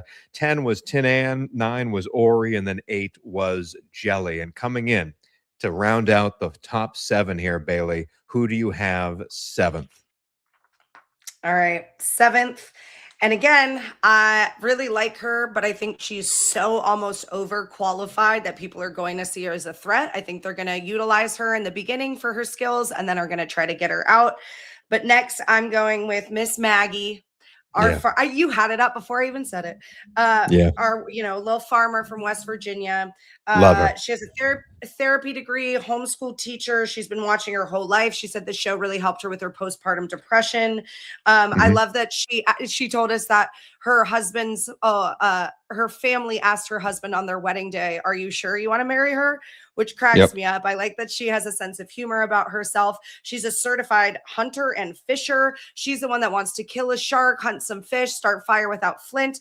The only thing I will say is she said smutton, not smitten, which I thought was a silly little flub of words. But I really like Maggie. I think at some point people are going to see what a huge threat she is and are not going to allow her to get into the final three, because it kind of sounds like I started homeschooling during COVID. It's awesome. They're excelling and we really appreciate our time together. I'm sorry I cut you off again. I just expect Bailey to be done with her sentence and hit the video right on time. The producer, She's never it's been done. an hour and 15 minutes. I'm running out. She did say smutton. It could be the homeschooling. Just want to throw that out there. Just the homeschooling doesn't always work out. She's also a big Jesus lover. Jesus saved me in her. That could run her into trouble depending on who she's talking to on that island. West Virginia farmer. My favorite answer from Maggie, and she's one of the people I highlighted as a person who I think could win this whole thing. She does give me Culpepper vibes, Monica Culpepper vibes. The biggest thing for Maggie that put her up there is all of these players were asked, like, hey, if you come on, who do you want to be like? Like, I want to be like Sari. I want to play like Tony Vlad. I want to be Sandra. I want to be Boston Rob. Maggie, who is a super fan, came on and said, I'll figure it out when I'm out there, because that's the answer you want. You can't be Boston Rob. You can't be Sari. If you try to play like them, you will fail. You have to be Maggie. And Maggie's coming on to be like, I don't know. I'm gonna do my thing when I'm out there. That's who I'm gonna be, because that's the opposite of Sharonda, who comes out saying she wants to find herself. Maggie knows herself. She might have faults. She might not be perfect, but Maggie's gonna come out and play Maggie's game. I am all aboard the Maggie train, Bailey. 1,000%. The only reason I don't have her ranked higher is because I think everyone is there's no way someone's gonna let her be in the final three, because she would destroy. Too nice. She's too nice. She's too good. Like, she's just born for this. Like, I just think she's gonna be awesome, and I think we're gonna see a lot of her. And I would hope she would win. She seems great. I just don't think people will let her win, because she should win. Well, we're getting to the top five here. We have one more person to do. Maggie comes in 7th, and number 6 hurts, because again, after I say this, Bailey, I have all of my top 5 remaining, and the guy I'm putting 6 came in 7th. So we've combined for quite the list, at least off initially. Mine are all right up the top. Yeah, I love this dude. I think he's an absolute personality. As soon as he opened his mouth on TV, I was like, okay, America's all in. I have coming in at 6 overall, my guy from Rhode Island, Mr. Rob, the bald man himself. I think he is hilarious. Bailey, he also, uses a little bit too much AI in the Instagram videos he makes, but that's on him. We'll talk to as creators later. But this dude is wicked funny. He's a great personality. He works at the airline at Logan Airport, which, again, we're talking about jobs and how it prepares you to survive. Talk about putting out flames consistently at work, dealing with terrible people. This guy is made for it, working at Logan Airport. I am all aboard, Rob. 3 kids, a beautiful wife I met on a cruise just as a solo guy. That's the best line you could add. I met her on a cruise, and I was just me. I was just there on a cruise alone, and I met my wife. I love him, Bailey. Oh, my favorite line was, I play my kids in board games and I never let them win. My wife says, why don't you let them win? And I say, hell no. I love him. He says he's not hilarious. Outdoorsy. He's coming off the couch. And yeah, that's pretty much all I got. The Rhode Island guy. I love him, Bailey. He said he's like a lasagna and he's looking for a bromance. Who couldn't fall in love with this man? He's awesome. He's going to be like the Mike White of this season, I feel like. He's just going to be like funny, but I think he'll be more strategic than Mike White. Don't get me wrong. But I I love Rob. I'm really looking forward to getting to know him more and just seeing him interact with people. I think he's going to bring a little bit of chaos like a Tony, but I think he's also going to just have a lot of smarts. Like, I don't know. I'm really, really excited to watch Rob. I laughed out loud multiple times watching his video. I just think he's the personality hire, and we'll see if he can back it up with some strategy as well. 100% the personality hire. Hands down, Survivor says he could be the fan favorite of the season. Daryl disagrees, could be a pre-merge boot. And Daryl also says Maggie, he thinks, comes in second. Again, I think Rob lasts as long as he does, and we have him 6th on the power rankings because of the way I foresee this season playing out. And we have some names that we haven't said yet, and I think they all get together and they're like, I like you, I like you. And they work together really, really well. And Rob is a part of that alliance that I think is pre-cooked. And I think it really can come to fruition in season 51. But Bailey, there are only 5 names left for us to say. I believe we have 2 ladies and 3 guys left on this list. So we have to come down here. We're in the finale, you know, the Survivor season finale, Survivor 51. These are the 5 names we have. They're the 5 that are on my list. Exactly. So I'm interested in what the order is. So who comes in 5th, Bailey? Who's the last person voted out and the one that doesn't make fire making? All right. The only reason I'm going with this guy is I think that in no world do people allow him to be in the final 3. I'm going to go with one of the biggest guys that we've seen on our screens. Wow. Okay. I'm putting Brady next. I'm putting Brady at 5th. I think he's a pro wrestler. He was a D1 linebacker. He also studied pre-law. He killed a deer at 7 and drank its blood, you psychopath. Like, this man is going to be insane. Like, he's going to be a beast. And he also knows how to perform. He clearly knows nature. He's athletic. I think he's charming. I think he's good looking. I think he has all the makings of someone that will last a very long time on Survivor, but will not end up winning it or making it into the final 3. I remember when I was 7 years old, I shot my first deer. I ate the heart and liver, I drank the blood, and I put it on my face, and I got to drive the truck for the first time. I mean, Bailey, come on. That's the best clip I could get. Like, there's not another clip from Survivor 51 that is going to be better than that one. I'm playing it again, damn it. I remember when I was 7 years old, I shot my first deer. I ate the heart and liver, I drank the blood, and I put it on my face, and I got to drive the truck for the first time. What is this golden god? What is this golden god of television? Totally. Bailey, this guy I had all the way in 3rd place. I'm fine putting him 5th at this point. We're splitting hairs on who people are going to bring to the final. Brady is the type of guy that is absolutely a threat when it comes after the merge. He's going to be the biggest guy on the island of big guys, and yet you said it in your description of him.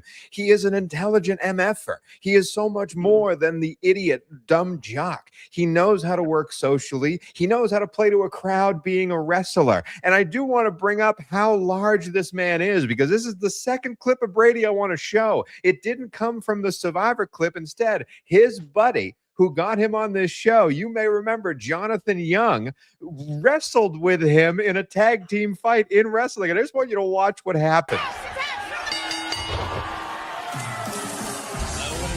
The team of Jonathan Young and Brady Booker.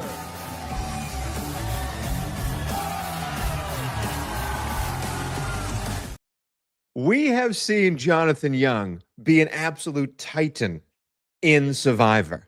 And when you see him and Brady next to each other, Brady is larger than Jonathan.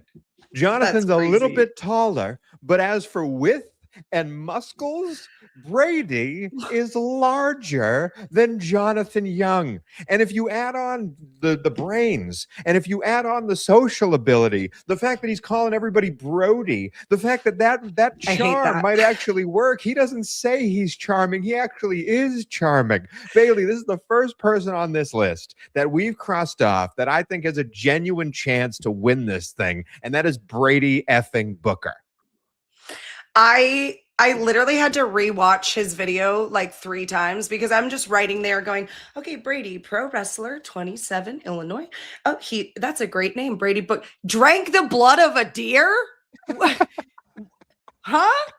Like, Yeah, this man is insane. He's massive. He clearly probably has gotten some workshops from Jonathan too on gameplay and mechanics. Like he's gonna last a very long time. I think I have a little bit in my brain always from being such an old school Survivor fan that the big guy never wins. But I wouldn't be opposed to that being broken. Like I wouldn't be opposed to the big guy winning. I just, from so many seasons past where that doesn't happen, I'm always a little skeptical. But if one guy can do it, it's Brady Booker, bro. Hands down, Survivor says that's your merge boot. Daryl says Brady is not charming. Get out of here, Tony. Listen, I was on the island during Survivor 50 trumpeting Jonathan's game. I thought he played an excellent game and deserved to be in the final. Arguably could have won over Aubrey if it wasn't for the Lifetime Achievement Award we gave Aubrey that season. Brady, to me, is exactly the same way, where he's better than Jonathan. He is Jonathan 2.0. And if Jonathan Young has taught him anything, it is what not to do when on the beaches of Survivor that has gotten Jonathan in trouble the past 2 seasons.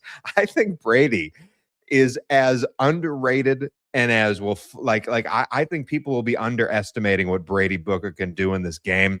This is one guy, if I had to put money on lasting to the final, lasting to late in the game, potentially winning, it would be Brady. And maybe I'm alone on that, Bailey. Maybe I'll look like a fool. No, I mean, he's going to last a while. And I think he is a very strong contender to take the whole thing. I think I agree with you. I like where we have him ranked, but I could totally see him going further or being booted out earlier because he's such a threat. You know, I hope that's not the case. I don't think that will be the case, but. Yeah, that was my my third. Brady came in third for me. And next up on our power rankings, because Brady's coming in 5th on the power rankings, is the person who we believe now will lose at Fire if they keep Fire in the open era. I believe they will. And this actually kind of works out because when you look at the people remaining, I think there's a possibility she would lose at Fire if she was put there. But this one hurts. I was waiting for Bailey to say this person's name so I could cry on camera for her being booted.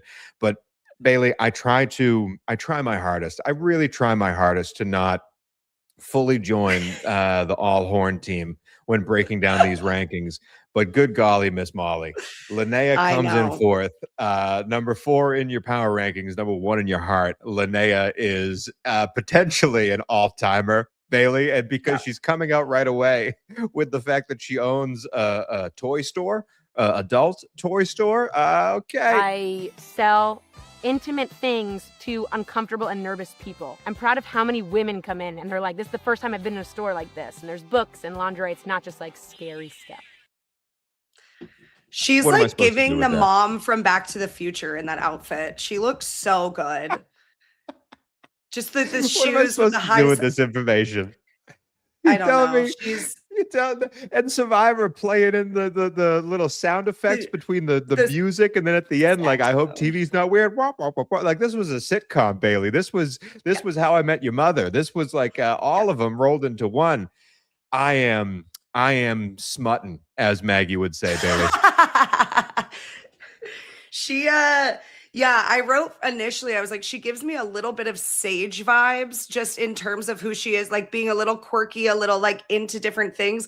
But then I feel like she's like if Sage and Parvati like had a baby, or like Amanda. She gives kind of Amanda vibes a little bit too. A lot of Amanda Kimmel. Yep. A lot of Amanda. I think she's obviously going to utilize her flirtatiousness. Her brother even said that to her. Her brother's the one that's like, go flirt, girl. I think she is going to do really well. I think, she works in sales, so she knows how to deal with people. She has 2 brothers, so she knows how to romp with the boys.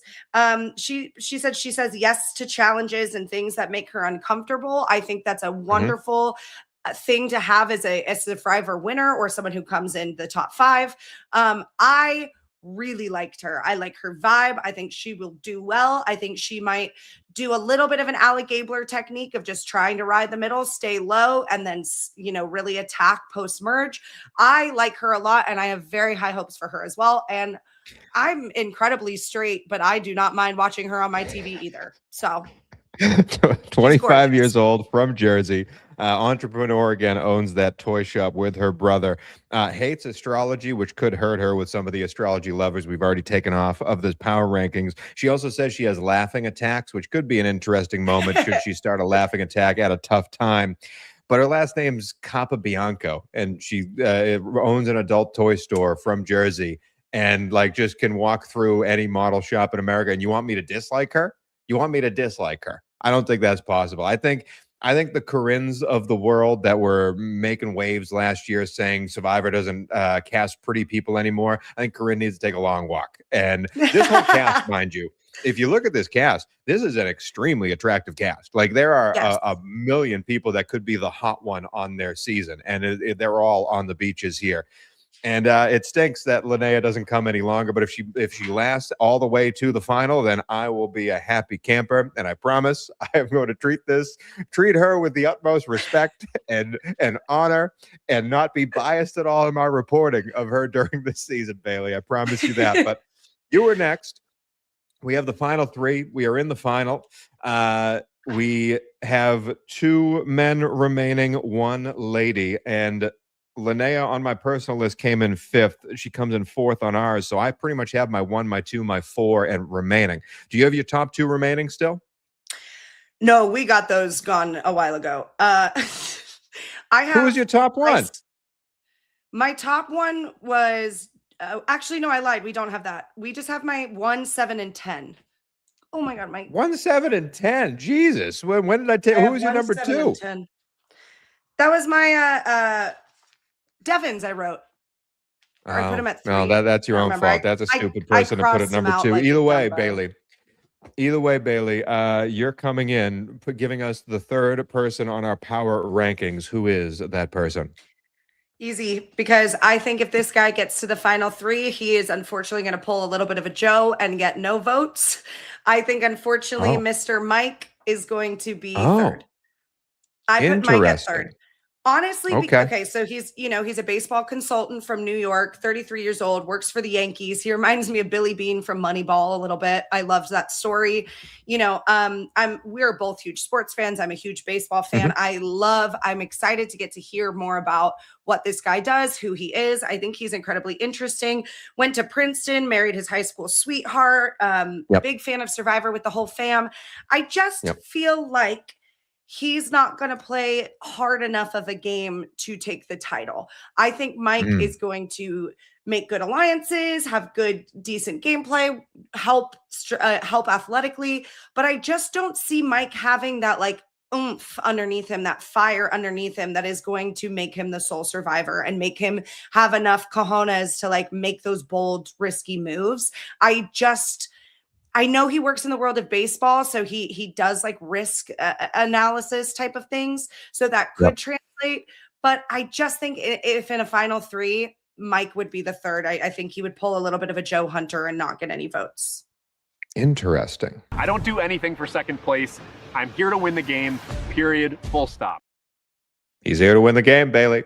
He's here to win the game, he says.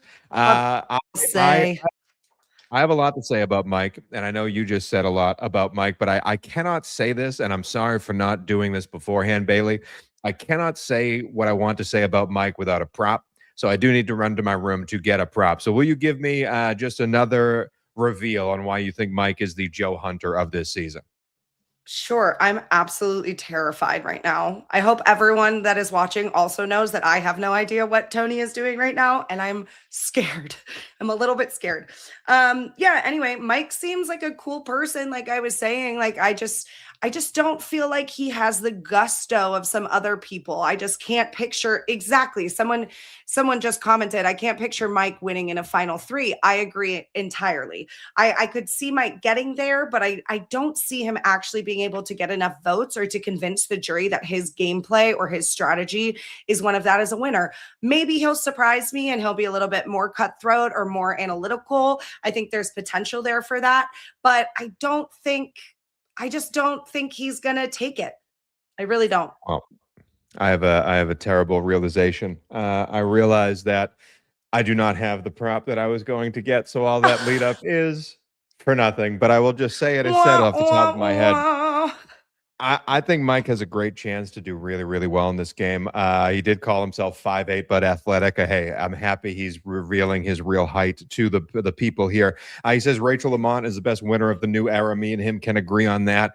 Everything about Mike, I should be able to trumpet and enjoy because I see a lot of myself in Mike, and the fact that he was acting in high school and he met his high school crush and later married her, and now he gets to be the assistant of baseball ops at one of the biggest organizations in the MLB. What a job, what a life, what a future for this 32-year-old from New York City. Gets to coach or gets to be a part of the team that he likely grew up rooting for, except for the fact that I am from Boston fucking Massachusetts. And if you think I, as a Red Sox fan, am going to root for a dude who has a direct hand in making the New York Yankees a viable franchise in the MLB, you are out of your goddamn mind.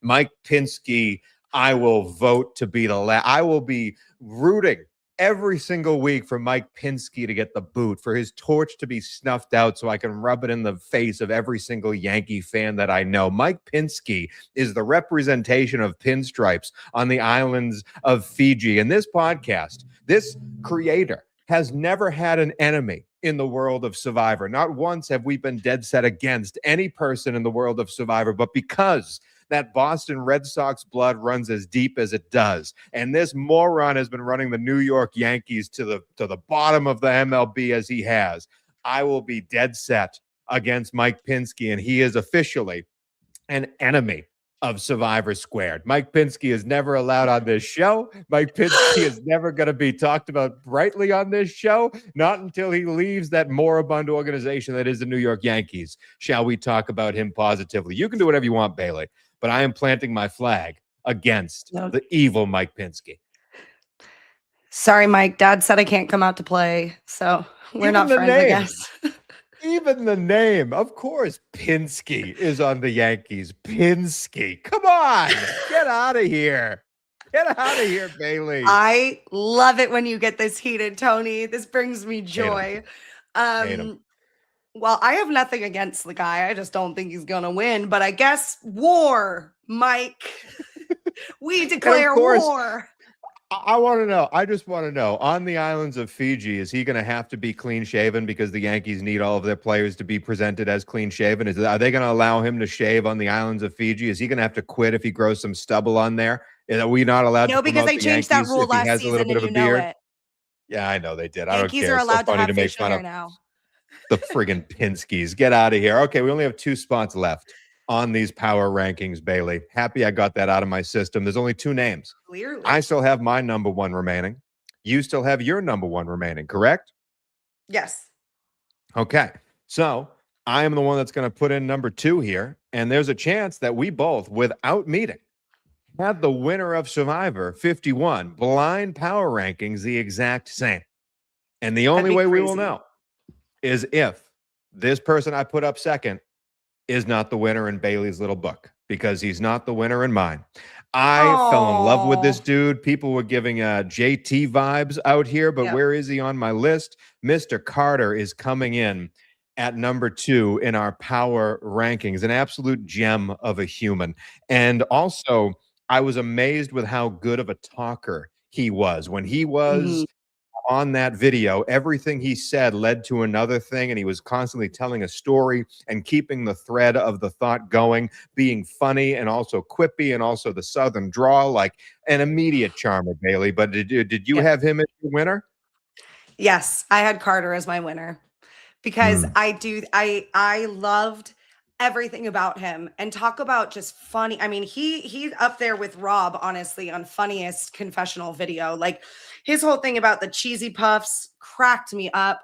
I love that he goes we go to Wednesday night church and then watch Survivor when we get home. Like, there's something so wholesome and so lovely about that. Like, I just think, and also he's a jack of all trades. Like, he runs a farm. He owns a moving company with his friends. He runs an ice cream truck for the kids. He does photography in his, in his spare time. Like, I love this guy. Who is this man? He's a farmer who also loves photography and giving back to the children. And I just think he's going to be so endearing. And yes, I've seen a lot of people comparing him to JT, of course, but I feel like he's just going to be so his own person. I mean, even just that photo of him right there, like his cute little Yeah. smile, like doesn't know what to do with his hands. Like he's just really endearing and very sweet. I was very captivated by him. I think a lot of people won't see him as a huge threat right off the bat from that accent, from his like, you know, church going background. I think people are going to kind of think he's a little bit more unassuming than he actually is. I think he is a huge contender to win. That is who I had as my number one.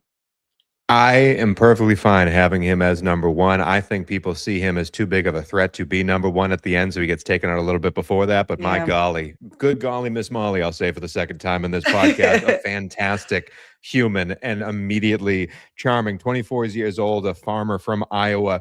When I read the parade article, because again, I read that first, I wrote down that he's bad at jokes because there were a lot of puns in there. And then you see the video of him and you imagine him saying those jokes. His delivery is what sells it. Like this guy is a comedian. He's very funny, very good on his toes. Calls himself the dumbest kid of all time. Now he's grown up. And I just think he's extremely, extremely good at this world of Survivor in the new era. I think he's going to be the one to build the shelter. He talks about building furniture back home. And then again, you already mentioned he has that moving company, which made me laugh so hard. I've got a moving company with one of my best friends. We started off moving locally. Now we're moving the world.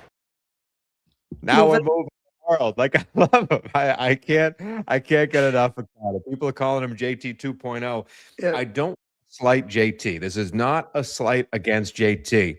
Carter is smarter than JT. I think this guy has a brain on him that JT never had. And I think Carter, if he gets going, I think there's a chance that Carter could run this whole entire thing. He wasn't my winner, but he was in my top four. He is your winner. Carter, people, Carter will give people JT vibes. They won't bring him to the end. That's what Daryl says.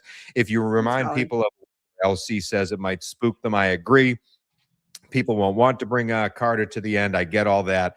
I just think that charm, man, that Southern drawl is really going to win some people over. And he might be on the opposite side of the Pinsky, Rob, Brady's of the world. Like he might be leading the opposite alliance against that group. But I think Carter's got a chance to win everybody over, Bailey. I do too. I mean, he won me over in the minute-long clip I saw of him talking. Yeah. I was immediately drawn to him. I was immediately felt safe with him. I know that sounds weird, but like, it's just one of those things, like, you know, when you meet someone and you're just like, oh, you are just a breath. You are a deep breath. Like as a person, I feel like he could be that person. But he also has that chaotic little firecracker nature to him too. So I think he's going to be phenomenal. I'm really excited to watch him specifically. I think he's going to go very far. And if not, I will genuinely be a little disappointed. I know. I will be disappointed if he's out early. I'll also be disappointed if the last player on our power rankings is out early because she was a little bit lower on yours. She is number one in my book and number one on our power rankings. And I'll read them all off so everyone understands where we're coming from and how we got here. But I just want to find her picture on my little list. There she is. Miss Alexis is the one that is coming in number one on our power rankings. So the full list: 21, Christian, head of HR. 20 is Aaliyah, the chef. 19 is Eric, the mental health advocate. 18 is Kirby, the game designer. 17 is Jenna, the wedding photographer. 16 is Kristen, the crisis management expert. 15, Sharonda, OBGYN. 14, Anna, voice actor. 13, Pat, the defense attorney from the military. 12 is Devin, the actor in LA. Number 11 is Lewis. Oh, yeah. How could I forget what Lewis does? He's the farmer in a school bus in Puerto Rico. Number 10 is Tanan. I forget what she's, med student. Number 9, Ori, who is the personal trainer. 8 is Jelly, the sociology professor. 7 is Maggie, the farmer. 6 is Rob, the gate attendant at Logan Airport. 5 is Brady, the pro wrestler. 4, Linnea, the adult toy shop owner. 3 is Mike, the guy who plays for the frickin' Yankees. Number 2 is Carter, also a farmer. And Bailey, I did just list all of those job titles off. The Dome. How impressed are you? Impressive. But number 1, 34-year-old Alexis Levine from Atlanta, Georgia, also a defense attorney, but she says she will lie about that and instead talk about her 10 years sober and talk about her job working that. She hates misogyny, which again, who doesn't? And then she says her diversity is the best asset in an alliance member. And that thing stuck out to me the most because it is absolutely true. If you have two people in an alliance that do the same thing, you don't have an alliance. She wants to find someone who is not like her and take them to the end. And in order to win the new era of Survivor, I think you need to do that. I am all aboard Alexis as the champion of season 51. I'm super down for that. And exactly like what you just said, I loved her mindset about her alliance. And I mean, she said her favorite player, the player she wants to emulate her game after, is Kyle. And I think that's exactly what Kyle did in aligning with Camilla. So if Alexis can pull off that same type of strategy, I think she stands a real good chance. I also think anyone, you know, she's been sober for 10 years. Like, that's not an easy feat. So for someone to do something like that, to be in recovery, you know, and successfully overcome something like that, that says a lot about you as a person. That says a lot about your grit, your tenacity. I think that she's going to be one of those people you don't expect to hold on to the pole the longest and she pulls off the win, or just things like that. Like, I think she really is going to surprise us with the massive amount of control she has, like, over her brain. Like, I feel like she's going to be able to really, I don't know, just stay calm in intense situations. Also, would just like to say her 14-month-old daughter is one of the cutest little babies I've ever seen in my entire freaking life. That baby is There's been really strategic women who are cunning and manipulative and savage, but you've not seen one person who is all of those things. And that is me, ladies and gentlemen. Buckle up. I love her. I love her to that. death. I think she has a great personality. I think she's great on camera. Could she be out early like the Thomases of season 48, who also had that same type of personality? Absolutely. I see Alexis as someone that lasts till the very end and comes away with the victory. Because as we said, man, these lawyers, these attorneys, they know how to talk. And if you allow them to final tribal, you're screwed. Like, if if it's Camilla instead of Kyle in final tribal, I think that goes a lot differently, because Kyle knows how to explain the argument and convince the jury, and Alexis will be able to do the same exact thing. But you're okay with Alexis being number one here, Bales? Absolutely. Absolutely. I like Alexis a lot. Honestly, our final five, I'm really okay with all of those people. Like, and especially the more we've talked through it too. I think for me, I'm someone that needs to talk through stuff and not just be in my own brain to, like, really come to a decision sometimes.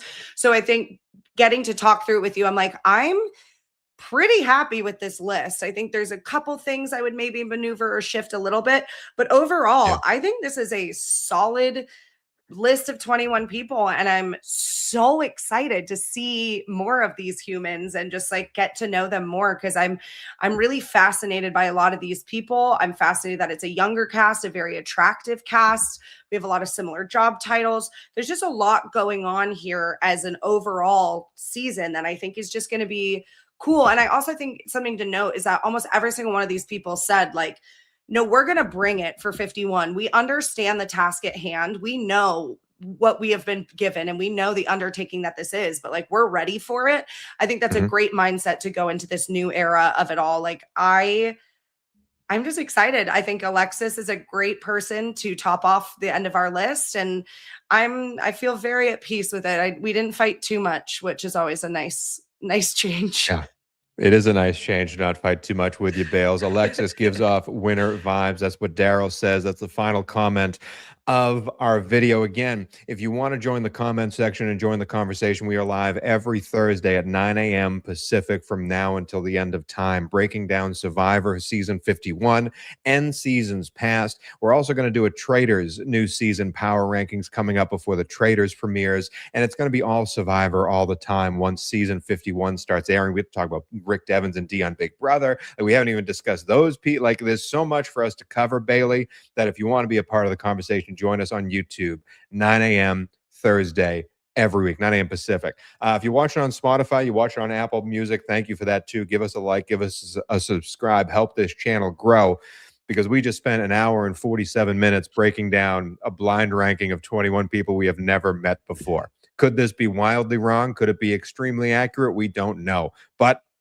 that's why me and Bailey combined on it, because I think the two brains of us together can figure out some special things. And I am genuinely, Bailey, excited for season 51. I am too. I'm so excited. I'm ready to get it going. But that is it, and we shall see you next Thursday.